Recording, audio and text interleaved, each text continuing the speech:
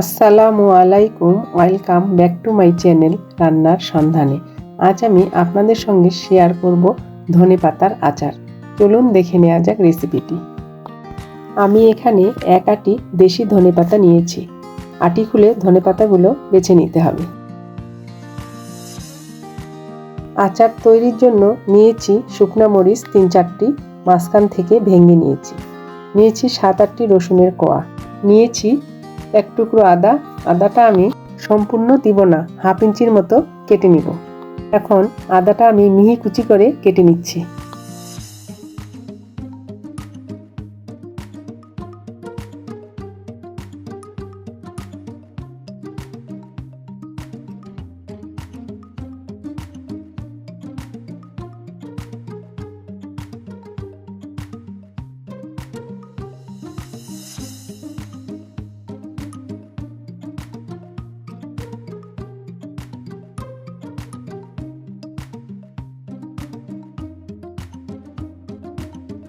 এবার রসুনের কোয়াগুলো কুচি করে কেটে নিচ্ছি।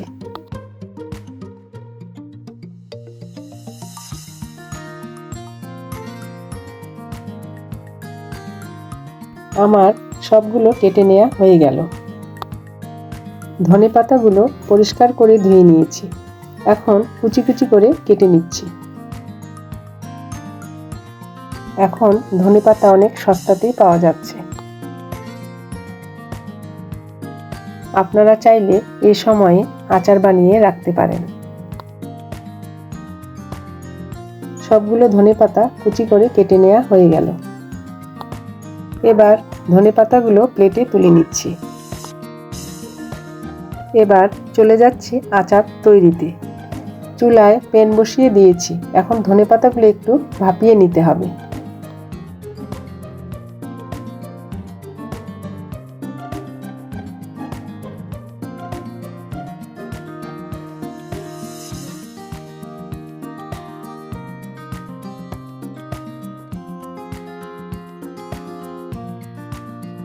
এবার ঢাকনা দিয়ে দিচ্ছি। 2 থেকে 3 মিনিট পর ঢাকনা তুলে একটু নেড়ে দিচ্ছি।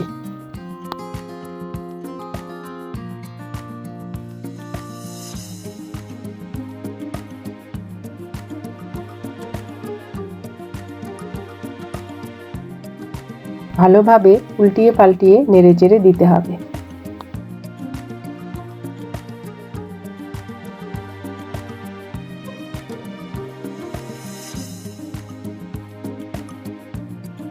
এ সময় চুলার আঁচ মিডিয়ামে থাকবে।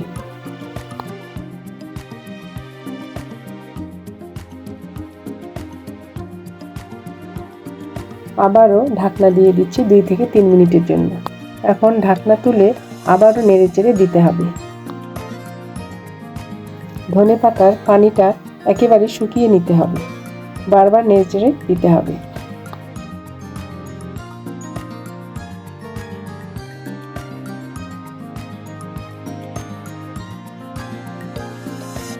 দেখেন পানিটা একেবারে শুকিয়ে গেছে।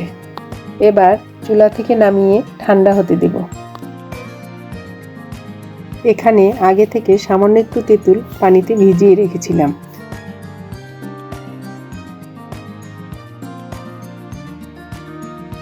এবার তেঁতুলের পানিটা ছাঁকনি দিয়ে ছেঁকে নিচ্ছি। আচার বানাতে গেলে অবশ্যই একটু টক দিতে হবে, তা না হলে আচার মনে হবে না। তাই আমি এখানে একটু তেঁতুলের কাঠ ব্যবহার করব।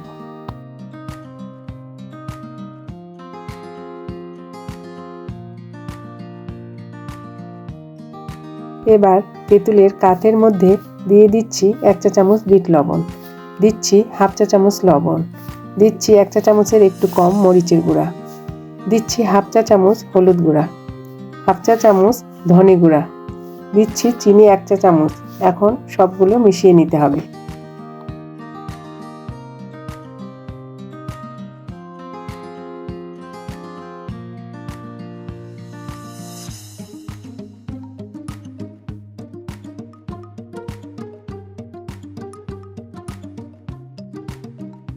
এবার চুলায় প্যান বসিয়ে দিয়ে দিচ্ছি পরিমাণ মতো সরিষার তেল। তেল হালকা গরম হলে ওর মধ্যে দিয়ে দিচ্ছি কেটে রাখা শুকনো মরিচ। এবার মরিচগুলো একটু নেড়েচেড়ে ভেজে নিতে হবে। দিচ্ছি হাফ চা চামচ কালো জিরা, দিয়ে আবারও নেড়েচেড়ে দিতে হবে। দিয়ে দিচ্ছি আগে থেকে কুচি করে রাখা রসুন।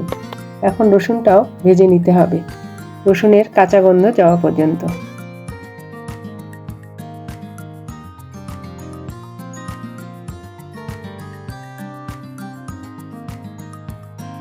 দিয়ে দিচ্ছি কুচি করে রাখা আদা। এখন আদা কুচিটা একটু ভেজে নিতে হবে। এবার আগে থেকে তৈরি করে রাখা তেঁতুলের কাঠটা ঢেলে দিচ্ছি। এবার ভালোভাবে মিশিয়ে নিতে হবে।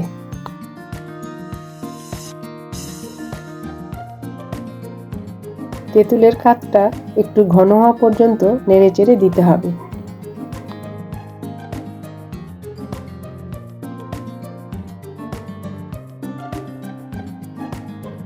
তেঁতুলের কাঠটা ঘন হয়ে গেছে, এখন চুলা অফ করে দেব। এবার দিয়ে দিচ্ছি আগে থেকে বেটে রাখা ধনেপাতা। ধনেপাতাটা খুব বেশি মিহি করতে হবে না, একটু আঁশ থাকবে, তাহলে খেতে ভালো লাগবে। এখন ভালোভাবে মিশিয়ে নিতে হবে।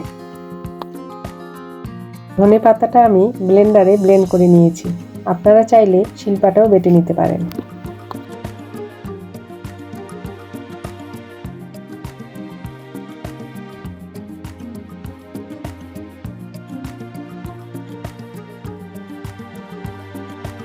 ভালোভাবে মিশিয়ে নেওয়া হয়ে গেল, এখন চুলাটা অন করে দিতে হবে।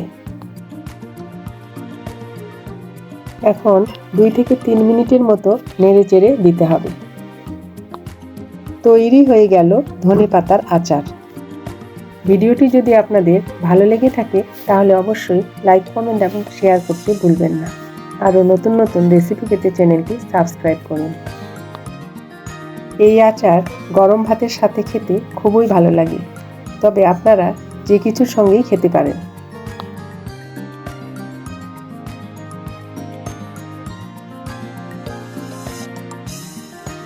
এখন বাটিতে তুলে নিচ্ছি। ধনেপাতা খেতে যারা পছন্দ করেন, আশা করছি তাদের এই রেসিপি ভালো লাগবে। এই ধনেপাতার আচার আপনারাও একবার বাড়িতে ট্রাই করুন।